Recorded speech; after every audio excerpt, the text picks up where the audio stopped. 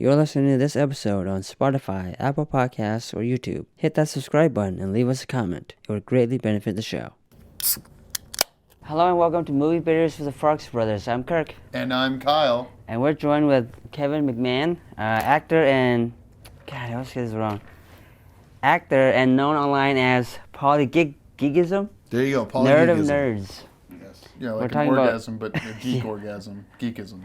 Polygeekism. This is the He has a particular... Tron area spoilers. Go ahead. Why wasn't Jared Leto a good robot? First I gotta tag up on his joke. You're telling me the guy who's got the show Masturbators with the Farx brothers has a certain type of humor? What was the impression I was doing before we went live?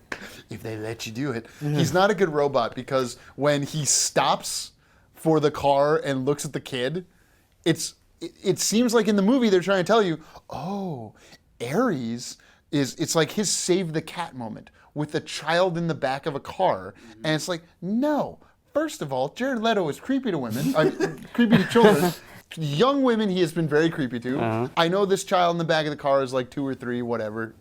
And like just a robot doesn't give a shit. It would just cut through the car. It cut through, but it doesn't care about a police car versus a sedan with a child in the back. So it's stopping for that car unless you can make some sort of argument like, well, it had to stop for reasons that like. Well, he's becoming more human, quote unquote, whatever the hell. He's learning. Why? This is right. This is right at the beginning. He's not becoming more. He's full on murder bot right now. Yeah. I mean, that might be a writing problem. Might not be. necessarily a. Jared Leto isn't. Well, he's a producer, so the producer's job is to come in and say, "Hey, I don't think a murder bot would care about this. It has a mission. It will go through a baby." To complete that mission, as robots will in the future potentially. I'm just imagining like a Terminator ripping a baby apart. Like that's if a Terminator movie started that way, that'd be metal as fuck.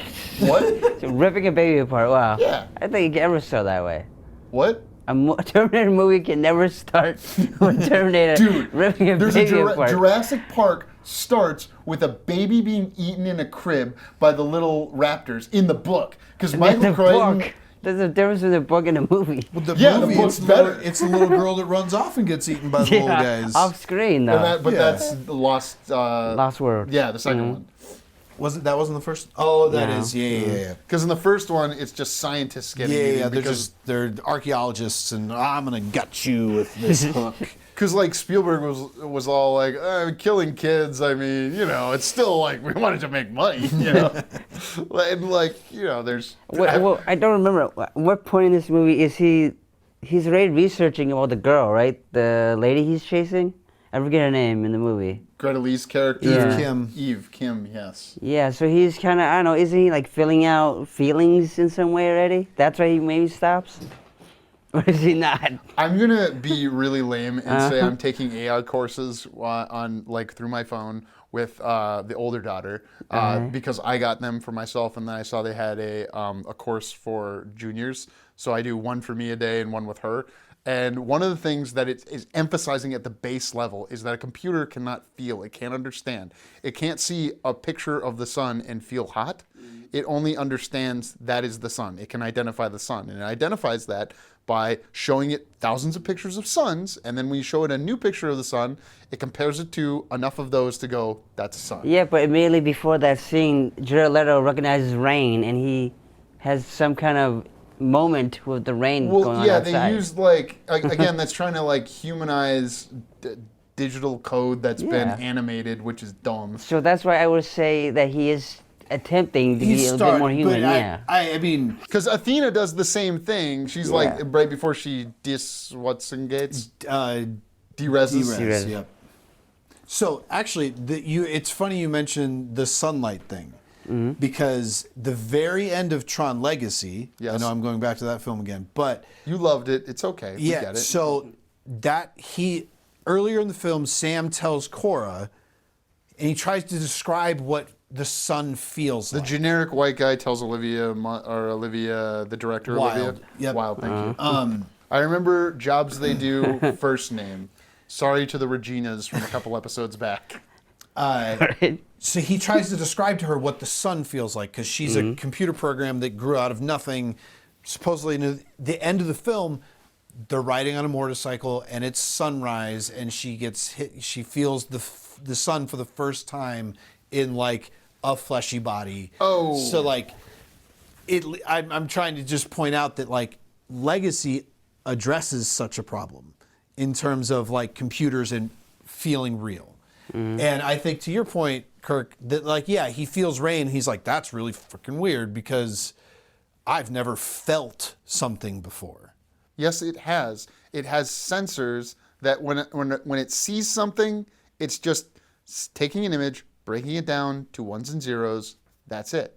When rain is falling on it, it just has, touch sensors that go, oh, I am receiving data all over my body. Yeah. That is different. It's not feeling anything. It can't develop feelings. We don't know that. Well, okay, sorry, Clankers. The story wants us to think that it's developing feelings. When I'm being marched off to the robot gulag by the Clankers, this might be why. Goddamn. I'm sorry. I always thought you were the best, Clankers. Are your nerves also not just sending electrical signals? Yeah. I have a soul, sir. Whoa. I'm a child of God. That's not for this podcast. What? You don't think I have a soul? No. I don't think souls exist. You don't think souls exist? No. So you think we're all flesh bags that we're animated stardust that comes and goes and Yeah, and when we die, that's it. I know a lot of people feel that way. Do you believe in any sort of like things that we can't understand, like a greater powers, or like could there be a greater entity than us out there? A higher form of being, or a fifth dimension. One that controls everything? Not that. No, that's not what I said. Okay. Not like a Christian God or other major religion God/gods. I mean, in theory, I could say if like a fifth dimensional being, like something like that. Like, sure, I could accept that idea that it's possible, but in the same vein of. Do we live in a simulation, right? The odds tilt towards yes. Yes, maybe, but there's no way to prove it either way, and through my lived experience, it doesn't matter. Through my lived experience? Yeah, through the way I move through the world and experience the world. You're a social justice warrior with a lightsaber. But if you stick around for the interview... Wow. Jeez. It doesn't matter if this is a simulation or not, right? So it does matter because Jared Leto is a bad person and should not be leading major fucking movies anymore. That's pretty simple. I agree. Right and wrong exists, okay? Totally not going to argue that. Well, where does right and wrong come from? And where does the idea of like when something lives start for you? Wait, but what do you mean where right and wrong comes from? Well, that's human nature? If we're going to agree to live in a society, which is the way I'm the Joker standing on the car. We live in a society. That's not what happens in Joker, or does. Maybe you haven't seen that movie. I don't think. I think it's easier to. You don't need any kind of enlightened guidance to figure out what's better for more people. Yeah. You don't What's good for the group. Like you could, I know you can take that down to trolley problems, and we could do all sorts of stuff, but I think that it should be pretty obvious to me that if I want to live and I want the people I care about to live and be happy, murder is bad. Why? Because if murder is good for me, that means it's good for somebody else, and it will affect me somehow. I mean, you're taking a life. Murder is bad. How is it not? Well, what's a life if because that's kind of what Tron is getting into. Like, where does life begin if the animated computer program that's now in the physical reality after coming out of the digital reality, and I guess in the Tron universe, you've kind of reminded me of Legacy, which I haven't seen in 15 years. I don't do that much homework for this podcast. It is an interesting concept that a digital thing becomes seemingly new life. But they don't grapple with that at all in this movie. They basically they tease it at the end. To me, that's one of the things that somewhat saves this movie for me as a Tron fan, is in the third act, they connect it to Flynn, they connect it to Cora, at the very end, and they kind of connect it to, you know, that digital versus non-digital life discussion somehow, right? You know, that's the whole point of Ares and his arc, but like it really kind of comes to fruition at the end. What do you think Ares' arc is? Well, he's trying to learn what being alive is or being human is, right? Yeah. And like, it feels very stale to me until they kind of tie it up at the end, especially with Flynn pointing out that, you know, living isn't about the permanent part of it. It is that it has an expiration. Like that's the part that makes life worth it. Like that's essentially what makes it special. What Flynn ends up saying when he goes and he asks about the permanence code, and he's like, "Oh, that's a really weird way to put that. Like life isn't about being permanent." Well, doesn't he say then that you only get one shot? So like the permanence code is like, it's basically like eternal beings trying to become mortal.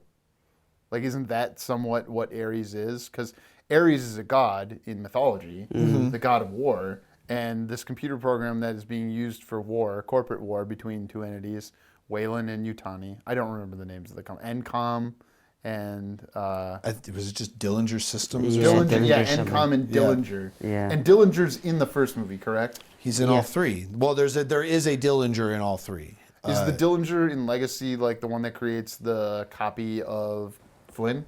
No. Nope. That's...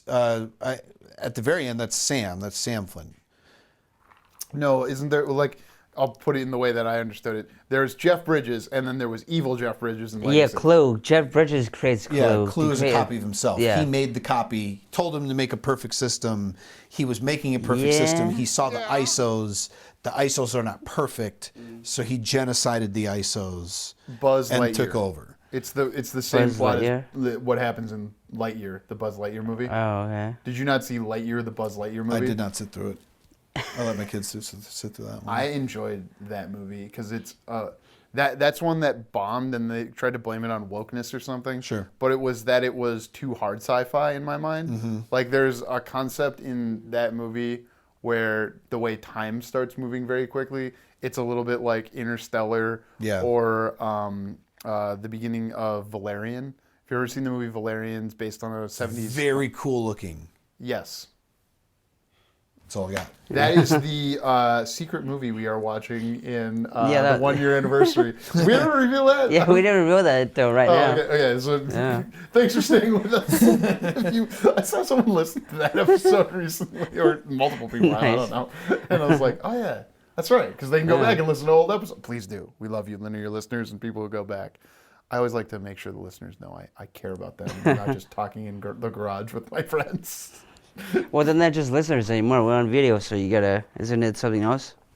Watchers, audience, They're visual baiters.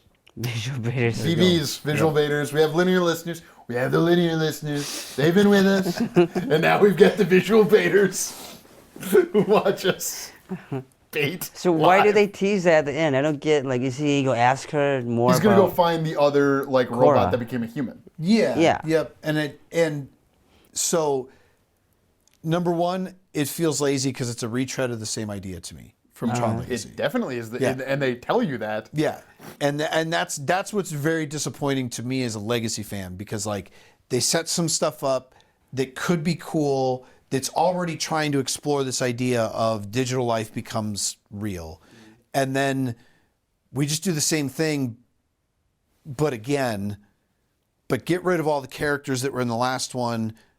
Don't spend any time in the grid, which is the coolness factor of Tron. Yeah. You've described why Lightyear didn't work in the marketplace. It's like, okay, we're getting rid of Woody and Bo Peep. Fuck all that. It doesn't even take place in that universe. This is the movie that this is based on. like- It's too complicated. We're going to retread ideas. Somebody probably pitched an original idea, and they said, no, let's attach Buzz Lightyear to that. Well, I think that happened with this movie, too. Well, technically, there was going to be a sequel to Legacy, but then that got canned. Yes, yeah. So the director, Joseph Kaczynski, so he was originally tagged to do Tron Ascension, which was supposed to start production in 2015 sometime. That never happened, and then a couple years ago, it's happening again. It's like, whatever. I didn't care until it showed up. Yeah, that's how I felt about this movie. And then even while it was there, I was like, I'm not sure I care. It was fun in theaters, but... When I was vibrating, yes. And the 3D was coming at me. And I woke up from the little nap I took the first time. Sorry. I went back and I watched Legacy on Monday with my kids. And the thing that immediately stood out to me was like the quality and the level of production in, especially the cinematography. In Legacy. Because more stuff is real? No, but the real stuff is also really good. So the first part of the movie is in real life. I believe most of that was in Vancouver, is where they did most of that filming. Doesn't really matter, but I know way too much about that film. But because you like it. Now you're the guy that does, and somebody has to. That's true. You and Joseph Kosinski. Did you like F1? I haven't seen that one yet. What the fuck? That's like one of his best movies. But that's the thing. So I go back and I started to look at, I was like, okay, why does this look so different, right? And not only is the cinematography feels better, a lot of the scenes like let you sit in the scene for a couple seconds and see what the hell's going on before it actually gets into the scene. Is that movie longer than 2 hours? No, they're about the same length. Okay. And I'll get to the reason why I think they feel different. Okay. And again, one of it's kind of the movie making aspect, and I think that the visual style in Tron is well executed. Whether you like it or not, right? It's a great music video. I think it's very well executed, and you can say that about a lot of Joseph Kosinski films. I think, like visually, he uses the same director or the cinematographer for his films. So like, clearly they have a way that they want a movie to look and feel. It's kind of Denis Villeneuve light. Yeah, I would call it more like in both like not quite the extreme technical achievements, but still clean and cohesive, and also not very challenging plot-wise, story-wise. Well, Denny can have the crew move around to catch the sun in not the most logical way for just production, but just to catch natural sunlight on Dune Part 2. Whereas when Joseph Kosinski is filming an actual F1, he is sub to F1. So it's like, I have to figure out how to make this work with a lot of constraints. Yeah. So I went back and looked then. So like Joseph Kosinski, his films, Top Gun Maverick, F1, Tron Legacy, Oblivion, another Tom Cruise, that stylistically is very, very cool, sci-fi, and well done. The guy who wrote that lives around here. Yeah? In the Twin Cities, yeah. Nice. And so Claudio Miranda is his cinematographer he uses. Did all those films, but also did Life of Pi, Curious Case of Benjamin Button, Tomorrowland. So you did Fincher. Fincher does change up his DPs, doesn't he? And then I guess maybe I didn't know this about DPs. Lots of commercials and music videos. Yeah, because you need to make money. Yeah. I mean, it made sense eventually because I went and looked at Ares. So the director, Joachim Roning is the last name. Roning? Okay, yeah. Yep. The three major, directorial things he has: Pirates, Caribbean, Dead Men Tell No Tales. Oh, 5. Yeah. I didn't watch it. With Javier Bardem, where he's like constantly drowning in the entire movie. Young Woman in the Sea and Maleficent. Interesting because Javier Bardem, I think it's Javier Bardem, he's in that and he's in F1. And is he? He's the more interesting, it's like a charismatic Olympics between him and Brad Pitt. Because Brad Pitt is always like, when he's, putting on the whole show, he's one of the most charismatic guys out there. Yeah. And then you got Javier Bardem showing up and he's doing his whole thing and wearing better, he's better dressed the whole time because the other guy's he's the team owner. Or he's the team owner. Or he owns the team. He's the owner, but he reports to a board. Sure. He's like the CEO. Yeah. Yeah. And both interesting roles for him. I much prefer F1, even though he's playing second banana to BP. Second banana? Mm-hmm. What does that mean? Second banana. He's not the name of the title. Have you ever eaten 2 bananas in a row? No, I only have one. The second one's not as good. That's why I stick with one, yeah. When I see my kids eat 2 bananas, I do feel good, though, because it's like, it's good calories. Yeah, good calories. It's not fruit snacks. Oh, goddamn. A peanut butter spoon. I mean, peanut butter's got good protein. My kids, I find spoons in their room sometimes. Mm-hmm. When my oldest, he was 6. Oh, well, that's for the heron. When he was 6, I found a jar of peanut butter, and he hadn't even removed like the foil top. He had just gone straight through the top of it. Wow. Real hungry.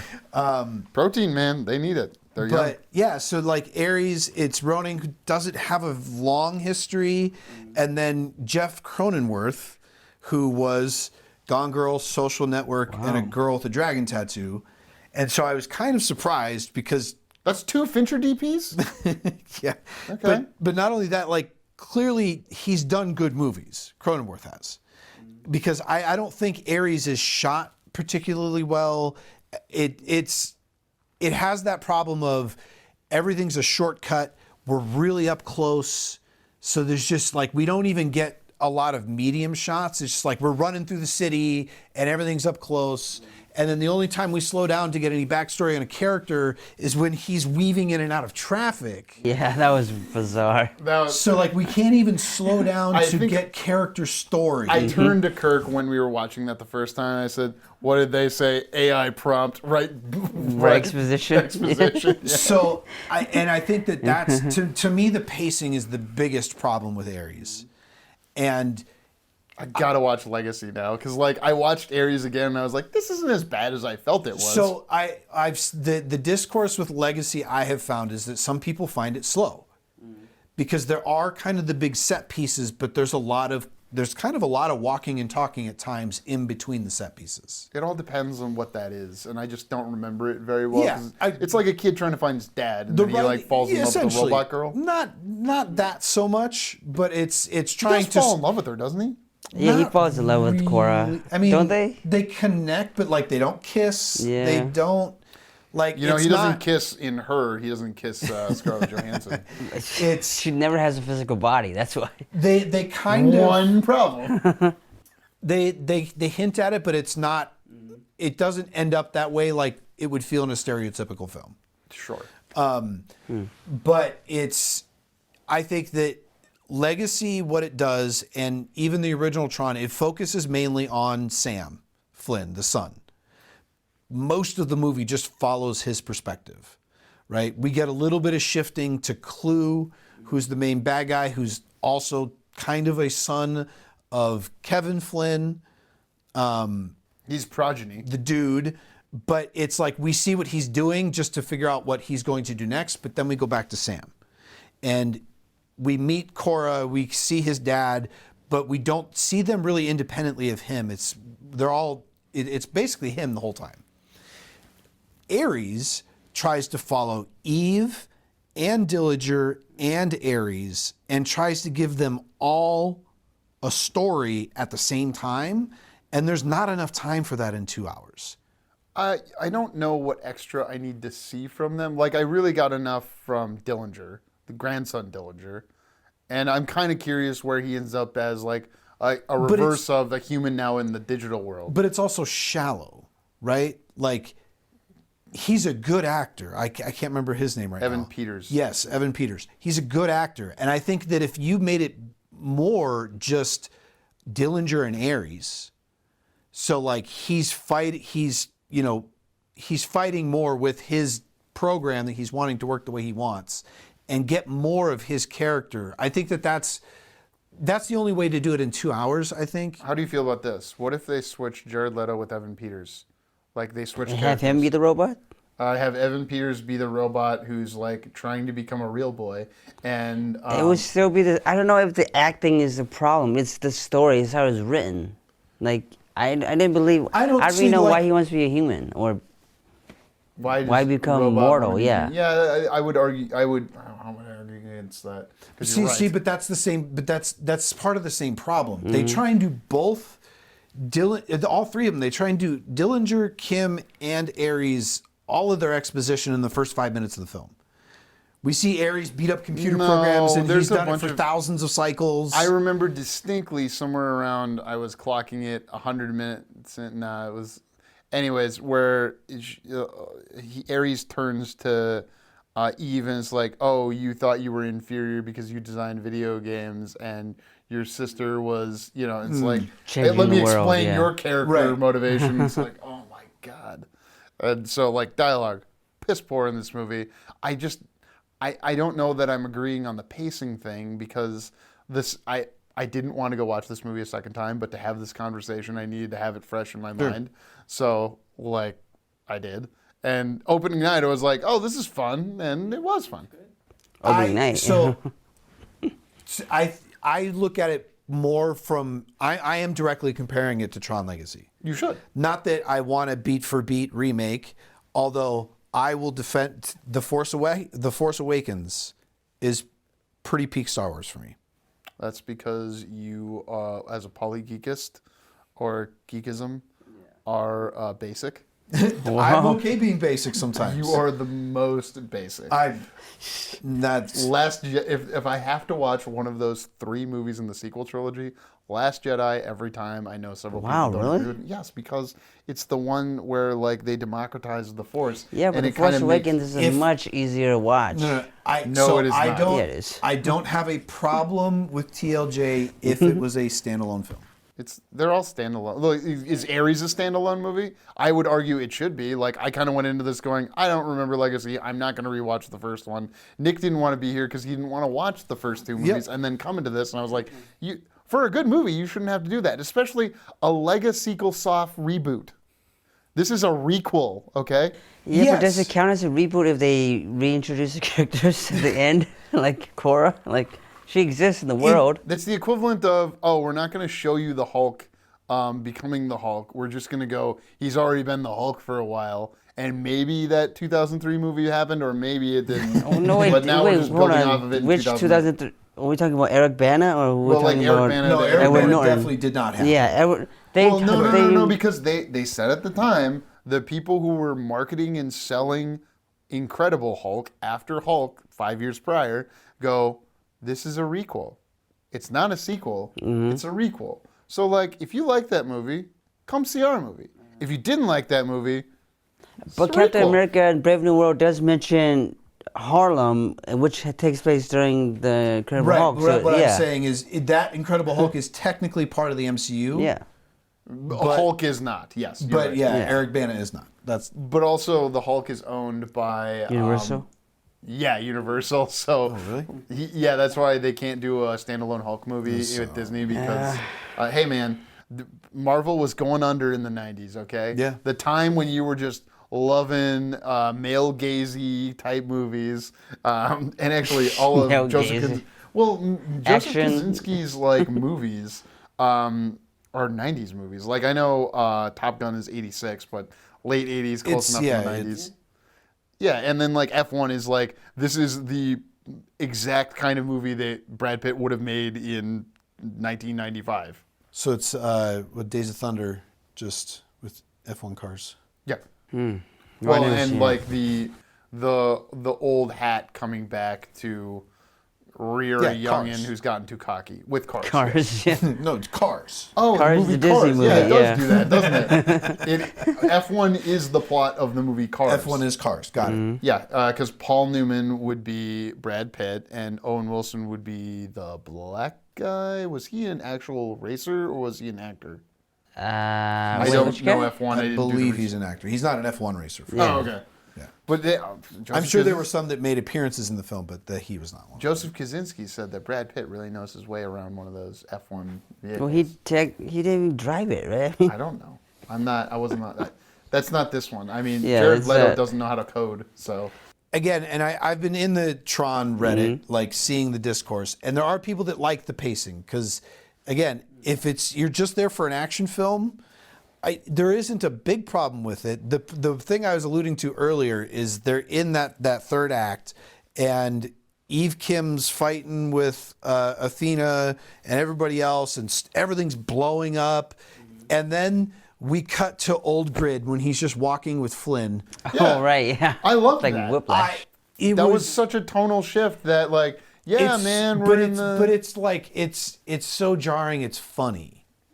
I think they intended it that way. They might have, but it just and then because like Jeff Bridges can do the serious, but like there's depth to it. Gravitas. Yes. Jared Leto, especially as Ares, does not have that. So like, and again, that's why I think he played a pretty good robot, because he felt like a robot. He got famous at what, like 16, 17 or something like that, Jared Leto? So he's probably stuck at that. That's why he hits on women that age. And just wait, what are you saying? Fuck you, Jared. He's stale, he's mechanical? No, this is something they say about celebrities, is that if you get famous at a certain age, you basically stay that age. We talked about this after, the three of us, after we saw Top Gun Maverick, where you said something to the effect of people who go into the service kind of stay the age they came into the service at. Wow. It does not make you mature. If you don't, there's not a lot of levers there. And that's a deeper conversation, but yes, it's not a maturity thing at all. Well, you're saying people, and this isn't to like denigrate our troops and thank you for your service and all that, but it's more like you don't come in and like learn to be a man by being in the military. If you don't seek them out, you don't learn life skills, and that's why you hear all sorts of people have financial debt coming out of the military because they bought a car with 15% interest because that's what the place would give them. It used to be a joke when I was in, what car were they all buying? It was like a Dodge Charger. Mm-hmm. Oh, I love Dodge Chargers because Vic Mackey drove one toward the end of The Shield. I know Vic Mackey's a bad guy, but the Dodge Charger looked cool. But the joke was that, like, the airmen at the dorms, bought a $25,000 Charger that has 150,000 miles on it at a 17% interest rate. Like, yeah, it's not a good deal. Like that's the kind, and they make it through it because their housing is paid for, the food is paid for, they still get a paycheck, so like they can survive that. But they don't. It's an immature place. I worked with a lot of people who were at the time closer to my age now. That it was kind of a mess. They hadn't matured. You're saying no, even though they were older, because the service itself didn't teach the life skills. It can be like a fraternity at times, right? Like you hear some of the bad stuff that comes out of military places, but like here's the way I put it. You take a bunch of people that generally haven't lived in the world. They're just out of high school. You take them from Jared Leto in the movie. You take them from all over places in the country, and then you stuff them all in a place that they don't know, where they don't know anybody. The real world. We're just getting real. But there's Remember that show? And young people get together and they party and they do those kind of things. But you're putting all these people that don't have any of that experience all together, and they all have to somehow figure it out on their own. Damn. At the same time, while also being a late teenager, early 20-year-old, with all the other things that brings along with it too. So there's certainly things that the military could do better in helping guide those people. And some people are still going to fall off the rails just like anywhere else. It's like, hey, our public schools aren't necessarily getting better, but not that I'm comparing the military to public school, but they are both government-run institutions that, yeah. Sorry. Quite a leap. I'm making leaps left and right. She's reading Frankenstein at one point in this movie. Did you guys catch that? She was reading Frankenstein? The sister that died was in one of her memory things reading the book. I don't think it was that. Oh, because Dillinger essentially creates Ares, and Ares is Frankenstein's monster. Is that the analogy they're going with? Sure. And Athena, the actress who played Athena, kind of shows why Jared Leto's bad at being a robot. Because she does a better job as being a robot. Yeah. Yeah, she's great. And like when she gets on the like transformer plane thing, that's cool. That thing's cool. Is that unique to this movie? I don't remember. Yeah, it's definitely. They had kind of wingsuity things in Tron Legacy. Okay. I thought it was like an actual plane though. Well, when they first jump off, they've got the like dragonfly wing things that are kind of like parachutes. Oh, like they have in Dune. Oh wait, like parachutes? Yes, that's in Legacy. Okay. There's a part where the bad guys all jump off this tower and they kind of have they stay in one position, but they're like orange translucent dragonfly wings that they kind of use as a glider. Oh, but cool. yeah, the other ones you're talking flap? about. No, they don't flap. Oh, because they flap in Dune. I gotta watch Legacy again. There are people that like it because it's fast, but I don't like it because I'm expecting at least a little bit more story-wise. Yeah. Out of a Tron movie for me. I don't want wall-to-wall action, and if you're going to do it in the grid where it's cool. Not just another downtown street that's been killed by or destroyed by 15 other, blockbuster movies. Have you seen Westworld Season 3? Nope. It reminded me a lot of Westworld Season 3, the third act of this movie. I own 1 and 2. But not I don't 3? own 3. Yeah, I would. Don't they eventually go out of the park, right? They go into the real world? And that's in 3. Because in 1, they figure out how to kind of get out of the park, and then in 2, you see the other parks you can go to. Oh. And then the 3, they're outside the park. Well, would you want another sequel or another Tron movie? Given how this one is? I mean, I would like more Tron. I think continuing or doing like a cartoon series or an animated series like Tron Uprising, I think that might be a better forum for it. Because to do the grid like they did for Legacy or even in this one, like it's really expensive. I understand that. It's less now with like the projection stuff, but in Legacy, one of the cooler like sets is Kevin Flynn's house, where they have the white tile floor that's all lit up, and if they would nowadays they're going to do that digitally, it's not going to look the same. Not necessarily.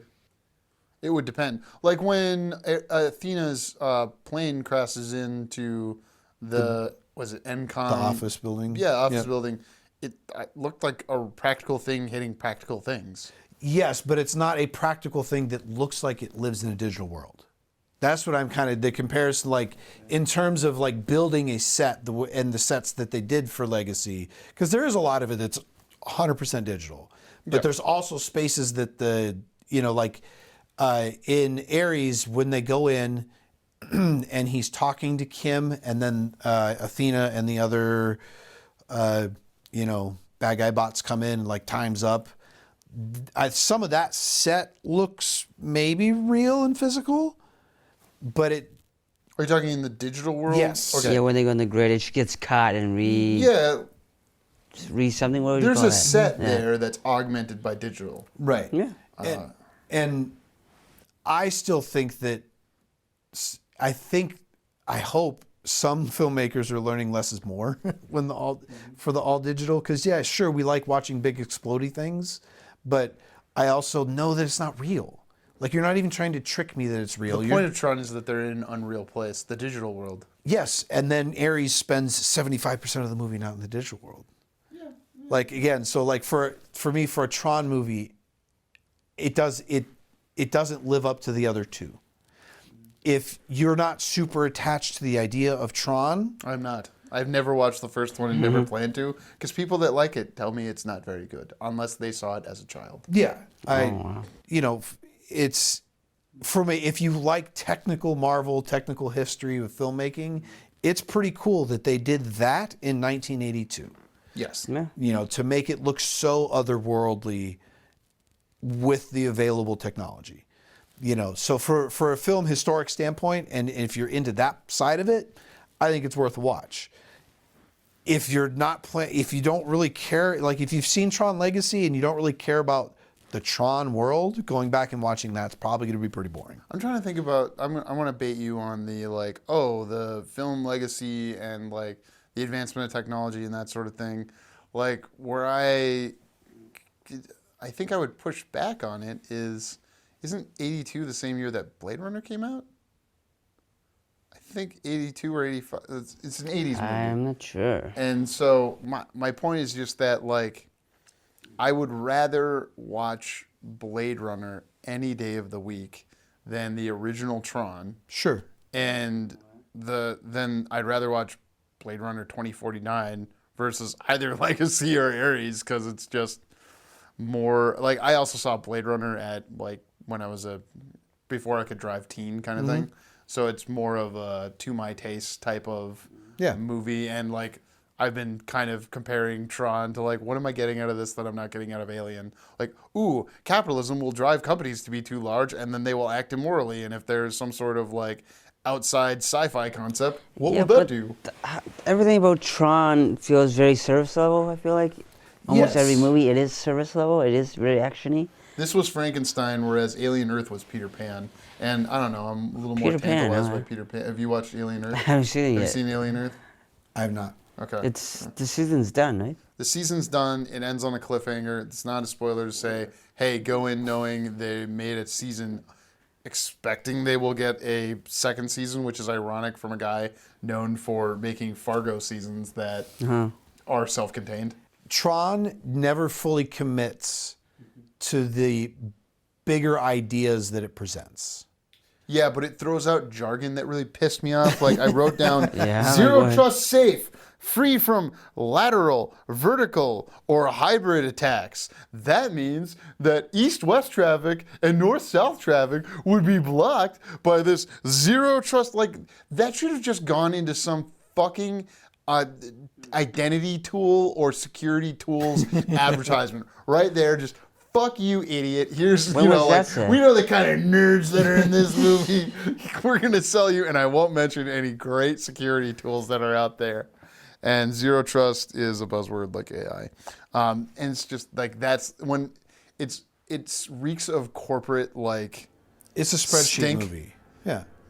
Yeah. Oh, okay. Do we get AI? Got it. Zero trust? Got it. Light cycles? Got it. Jared Leto Yeah. For some reason, he's on the checklist. I don't know. apparently has something on Bob Iger. Like, I want some intrepid entertainment journalist to go to Bob Iger and go, so you just had Tron Legacy? Someone on, like, the next Disney investor call. Because, like, make them justify that, yeah, we worked with a Predator because it helps sell tickets at the parks. And we're squeezing those people for their money right now. I'm not going to get a Disney sponsorship this way, am I? Yeah, no, definitely not. But I thought Leto led the charge for Tron Ares. That's why it got made. He's the executive producer. As on it. far as reading the fans, he was a big fan and someone who pushed to get the project done. So, thanks, Jared Leto, for a 5 out of 10 Tron movie. I don't know. Like I don't think it helped the franchise, but You who won't listen to Michael Jackson are going to say that bullshit, right? Okay. Come on. I'll take Beat It any day over a Tron lukewarm Ares. Tron movie. A series that is like What is it? in sci-fi, like I don't know, Alien, Blade Runner, not just mention things Ridley Scott's involved with, but like, you know, like in terms of sci-fi things, yeah, this has been covered. It's always been a cult following. Like, you know, even Legacy did okay. It did pretty well, but there was nothing to put it like in the actual cultural zeitgeist that the other sci-fi franchises have found a way to do. Well, no, the music from, and I'm just burping right now to imitate Daft Punk and how I felt during Nine Inch Nails soundtrack tickling me. But like Daft Punk entered the zeitgeist at that time, and it has had permanence. It's had the permanence code. Daft Punk was more famous before Tron than Tron has ever been. Yeah. Yeah, I give it that. You know, I was surprised that when that movie was being announced that they were doing the music. Hey, basically, we have the budget for 10 music videos. What if we just made a Tron movie? Bro. No, sorry. Cigar drops out of executive's I would mouth. argue Legacy is a lot less of a music video movie. I would say Tron Ares is a music video movie because there's a lot of music and not a lot happening. Tron Legacy is is like you get to do the vision of a music video movie of like the artistic one that doesn't make any sense, like doesn't match the music at all, but like I get to make something that like is kind of artistic. Name one music video like that. I don't fucking know. It's been I haven't watched music videos. Did you know in MTV 20 is years going either. down? Yeah, I saw that. Yeah. Suck it. Now we get it at the movie theater from Disney.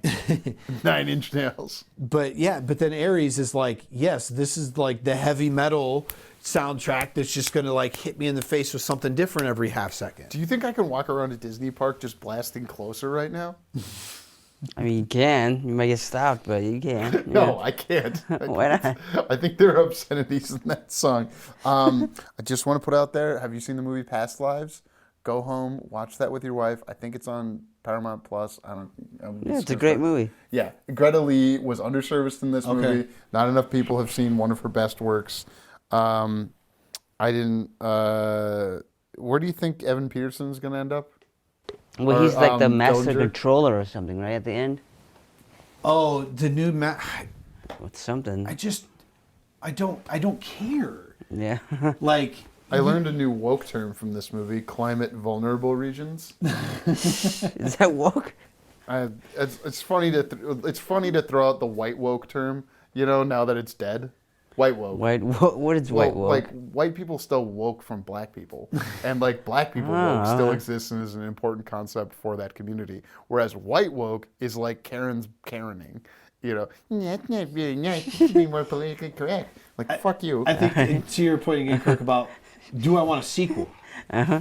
I don't really care about Dillinger, and I would love to see Cora because like I liked the idea, but I don't want more. I don't want any more. He didn't kiss her Jared Leto. so that you could fantasize about her. And that really weird chop pixie haircut she had. Terrible haircut she had? She's Cleopatra. But like the only way I would care is to see more Cora or possibly Sam. I wouldn't want to see more Tron to see more of Ares and Dillinger. Yeah. What does Tron even mean? I thought Tron was a guy. Tron is a person. Tron is a huge person. problem. Tron is a character in both of the first 2 films. He is the one that defends the grid. He fights for the users in the first movie. Hodor! In Legacy, he fights. He's friends with Flynn, and he's supposed to protect the grid from danger, whatever. And yeah, he doesn't exist in this film. I should go back and just say Hodor. I want to get that. Also, I made a joke about the Uyghurs earlier, and that's a religion, not a race. I want to get that off my chest. All right. Well, Kevin, any last thoughts? Yeah, Ares is watchable. Say thanks, Jared Leto again. No. But as a Tron Legacy fan, I could do without it. I wonder what Kevin Spacey thinks of Tron. Who cares? We'll get him and Weinstein and wow. Jared Leto for the next podcast. We're gonna get Weinstein was canceled. found guilty. Kevin Spacey was not. Jared Leto hasn't been charged yet. Guess we're not That's making how it yet, that too. works. Want to tease your interview? I mean, you don't have to. I could just cut it right here. Yeah. Oh, sure. You can cut a clip in. Keep this, please. Yeah. We're going to get canceled if we don't make it a year, too, because we invite all these other people on this podcast that are problematic. All right. So thank you for watching this segment. Join us in the next segment as we interview Kevin. Tron. Have a nice one. Bye-bye. There's going to be an international lightsaber competition Yes. held in the Twin Cities that Yes. I'm going to take my children Yeah, we're to. going to crash Absolutely. that. I'm definitely going to bring my kids to that. It was something I really enjoyed it. We wore full armor, like a mask. I wore like hockey style shoulder pads because they're made out of PVC pipe and they're 1/4 inch all right. thick inch diameter. Well, you guys are slapping each other with PVC pipes? Yeah, but essentially, yes. Do they glow in the dark? Yes. Well, I mean, they have lights in them, so they. Yeah, just lightsaber. Wait, so it's a clear PVC with a light in it? Usually, you use either clear with cellophane on the inside, or you use kind of opaque. There's kind of a cream white color PVC pipe. Thank you for listening. For more JK Productions, find us on Instagram at JK Productions Team and on Facebook, JK Productions MN.